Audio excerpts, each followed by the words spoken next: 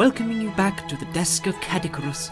Join us as we partake into a new instalment of Current Quickies. Hello my duckies and welcome to the month of terror. Because of course it's October and Halloween is fast approaching. So what better way to start this month off than with a video about Tearaway Unfolded.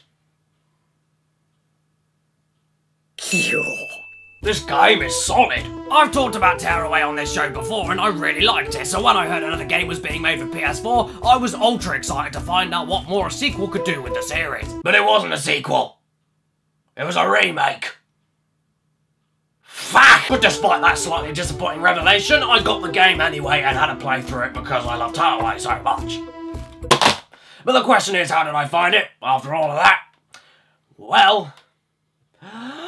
This game surprised me. Tearaway Unfolded, despite being the same base game as the original, actually does a lot of stuff differently for a remake, almost enough to the point where it almost feels like a sequel that just takes place in familiar locations. Most of what I said in the previous video still applies here. The controls are satisfying and weighty, the soundtrack is one of the greatest I've ever heard in a game, and the universe of Tearaway is still absolutely seeping to the brim with charm, originality, gorgeously creative ideas, and witty nonsense left, right, front, and center. Only difference now, we're on PS4 with constant 60 FPS gameplay, and what's even better than that? Well, the hours worth of additional content. The entire original story mode game is still here, but the structure is totally different because of the tons of new areas, new levels, new challenges, new story elements sprinkled in between familiar parts of the original game to extend the original experience by, like I said, hours. And none of it feels superficial or pointless. It also helps this is Media Molecule we're dealing with, so even with the additional worlds to explore, the level of detail is still brimming with the entirety of it made from paper, and from what I understand, all entirely makeable in the real world. Also, being Media Molecule, the redoing of the graphical finesse and additional content isn't quite enough, because obviously we're jumping from PS Vita to PS4, meaning that they couldn't actually get away with copy-pasting the exact same mechanics and ideas. So the whole original game has been updated to exist within the boundaries of PS4. Puzzles and challenges from the original game have all been completely changed except motion control to suit the DualShock 4, and the way that the touchpad and light bar are implemented to the game, much like the Vita's features, are all creative and not gimmicky whatsoever, adding an entire new layer of challenge and imagination to the already fun platforming challenges and allowing the fourth wall-breaking aspects of the story to be completely changed up to match both the way that you're playing and interacting with the game and the way that the characters react around you from the perspective shift. Any new mechanics that are included are extremely fun to mess around with and give a new dimension of freedom to the more linear parts of the game, and it's also worth saying that I found this version of Tearaway a little bit more challenging due to the generous amount of tricky side quests and new ways to play. I mean, even the fact that somebody can mess around and create things on a phone or tablet and throw them into the game while someone else is playing goes to show how dedicated the team were to making this more than just a remake.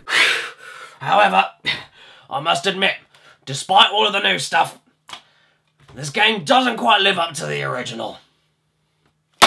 Why? Well, I'll tell you in a sec. Even though there is a lot of great stuff to talk about in this game, it does still have a few of the problems previously discussed in my original video. Despite the new stuff added in here, the challenge level of the main quest itself is still not that high at all, with the stupid amounts of checkpoints and limitless life count. Not forgetting the fact that there's practically no real point in picking up confetti pieces and using them to purchase camera lenses or decorations for the sake of maybe 2 or 3 main missions or 2 or 3 side quests and the lovely reward of sticking things onto yourself and other characters, with that just being about it. There's almost too much creative freedom in this game, which sounds silly, yes, but there's no payoff or point to it whatsoever, and with a game set around going on a journey with a solid destination and reward at the end of that destination, the fact that a lot of the stuff you do around the journey really is just filler with no reward is still slightly disappointing. I mean, I like the freedom, but when there's almost nothing that you can do with your creations despite putting them on yourself, you'll only find yourself skipping a few of the quests because you'll only get more confetti pieces, which are then used to, well, buy more decorations, and the cycle just continues. I'm also extremely grateful that this game doesn't go lazy with the remake and gives you a lot more game for the money, but the downside with that is that I personally found the story mode itself lost a lot of steam towards the end of it, and it got slightly boring with all the plot change-ups and constant times you think you're gonna end it, but then it just keeps going. The pacing is a little bit off with all the new stuff the game adds in, is what I'm trying to say. Also, unlike the Vita game, it doesn't feel like this game really pushes the system to its limits, and a part of me still really wishes this game was a sequel with all the new stuff the game adds in. Basically, this is a hard remake to sum up. Everything I loved and didn't like so much with the original game is here and accounted for with not much change. And even though the new gameplay features, bigger overall package, and completely switched up mechanics are welcomed and brilliantly executed, I don't feel as though the impact of what's going on here matches the original. It's close, but it's not quite there. I still feel like the Tearaway experience is best discovered and played through on the Vita, as it works perfectly for what the Vita is capable of, and I feel like a missed potential of a sequel is definitely strong here with all the new stuff the game has going for it, and then they could have used to improve the overall game, such as making the game less linear than the original because of all the more open-ended areas the game throws in, or improving the aspects of the original game that weren't so good instead of just redoing them all over again because it is a remake. It's still a really damn good remake though, don't get me wrong, and if you haven't played Tearaway and don't want a Vita, definitely get this now. It's got everything that made the original great, plus all the new mechanics and areas to explore, but I personally don't think that this is the definitive experience of the universe, and I think it could have done a bit more in a few areas, which, as a remake, it restricted itself on with the expanding of it. It should have been an entirely new sequel if you ask me, but as it is, it's a great game, no denying that, but if you love the original like myself, I wouldn't say this was really worth going crazy over. This game receives my recommendation of a high old 7 out of 10. This video was brought to you in part by thepixelempire.com. If anyone out there is looking for some awesome, glossy, high-quality wall prints of original designs from movies and games, then head to the website, order anything you want, and use the coupon code CADDY in big capital letters to get 15% off of anything on the site. Also, look at these designs here. They're on a half-price off sale as I speak. This is my treat for you guys today for watching this video. Thank you so much. If you look in the description, you'll find my Games Grabber collection, so if you want to see what equipment I use to make videos and what games I'm buying and putting on my shelves right now, go in there and you can get them all directly from the site. It's really damn cool. Also, click on the screen right now to find some more videos. They're all there in front of you now.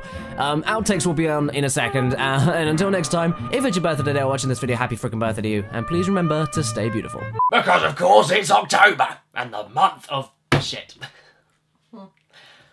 Because of course it's October, and the... What's the line? Okay, right. It also helps this is Media Molecule we're dealing with, so even the addition...